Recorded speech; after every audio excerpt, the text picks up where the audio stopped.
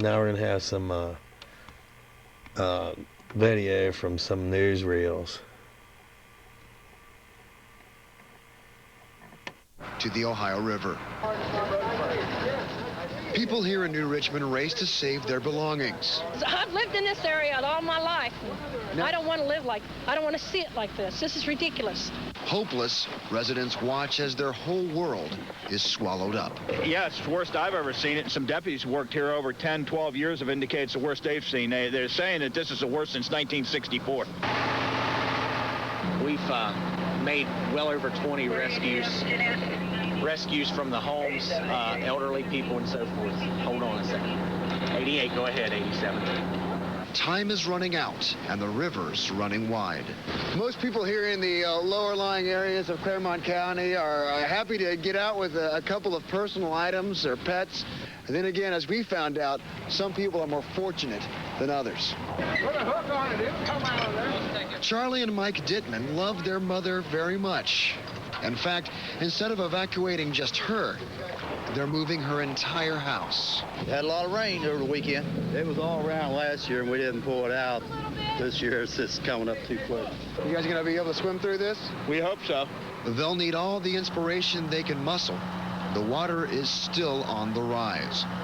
In New Richmond, Brett Martin, 19 News. On that side of the street, now in this amount of time, the water just kept inching forward, inching forward, inching forward. And as you can see, it has completely covered Pete Rose Way. Pete Rose Way usually filled with cars and people. Tonight, it's just filled with water. Gina?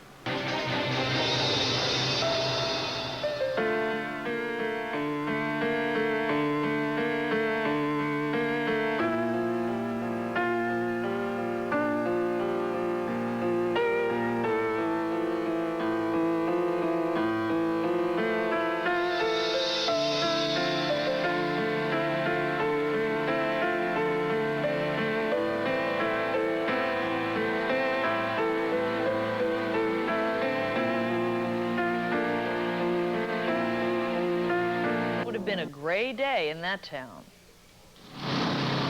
It was one of New Richmond's oldest and most historic homes. So who would have guessed that on a day when there was too much water everywhere around it, fire would consume this house? Firefighters couldn't get to it.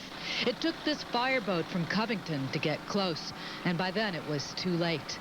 Same story here. Another family faced the irony, surrounded by water, swallowed by flames. As for the rest in this town of 2,400, water was enough. Oh, geez. You could see the despair, facing the loss of everything but what they could pack into canoes or moving vans. We parked our U-Haul over here about half an hour ago. Where we were parked is probably about a foot of water now.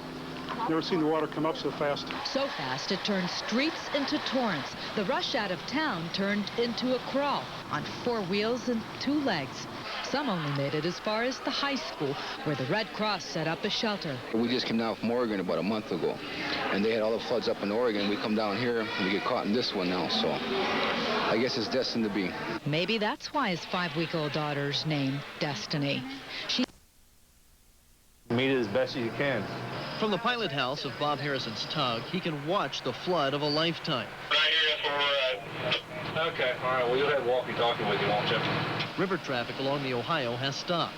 Barge, steel, and grain sidelined until the waters recede. It's a big guessing game right now. You don't want to plan a week ahead right now because you don't know if it's going to drop down 3 or 4 feet and all of a sudden get a deluge and it's going to... Harrison's home in Melbourne is one of the few still above the waterline. Silver Grove was also hard hit. The crew checks on the river fleets, making sure lines are secure.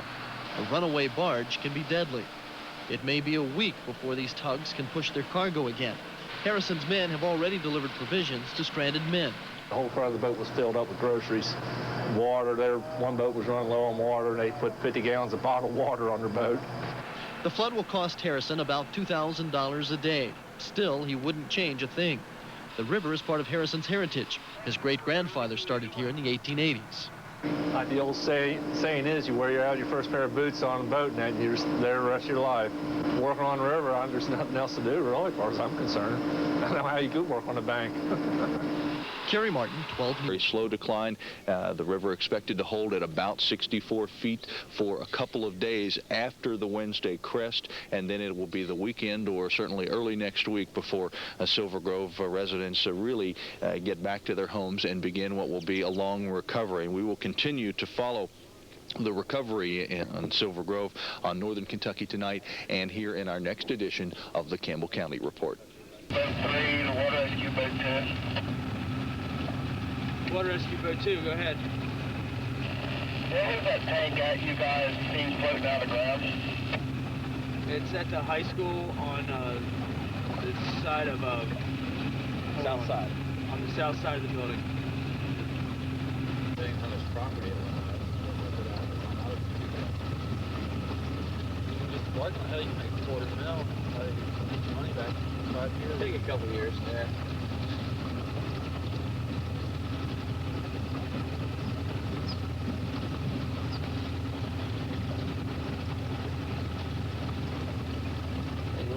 Wouldn't think that 1 or 2 feet would make a difference, but I was here on Tuesday, talked to the lady who owned that house, and we were standing on the sidewalk. Were you? No problem. Me and Ryan were trying